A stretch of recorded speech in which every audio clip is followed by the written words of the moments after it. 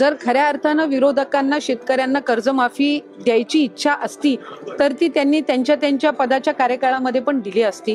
आज मुख्यमंत्री माझी लाडकी बहीण योजना असेल, आज मुख्यमंत्री अन्नपूर्णा योजना असेल, युवा प्रशिक्षण योजना असेल किंवा आज शेतकऱ्यांना जी वीज सवलत मिळणार आहे, पीक विमा योजना आहे, 1 रुपयामध्ये पीक विमा, याला सुद्धा उदंड असा प्रतिसाद मिळत आहे। त्याच्यामुळे आतापर्यंत कुणीही आपण सांगावं की या योजनेमुळे आधीच्या कुठल्या योजना बंद करण्यात आलेल्या आहे असं एकही उदाहरण विरोधकांना देता येणार नाही। संजय गांधी निराधार योजना असेल, तुमची वयोश्री योजना असेल, या सगळ्या आधीसारख्या कार्यरत आहेत। त्याच्यामुळे कुठलीही प्रचलित योजना किंवा चालू असणारी योजना बंद करून ही योजना राबवण्यात आलेली नाहीये।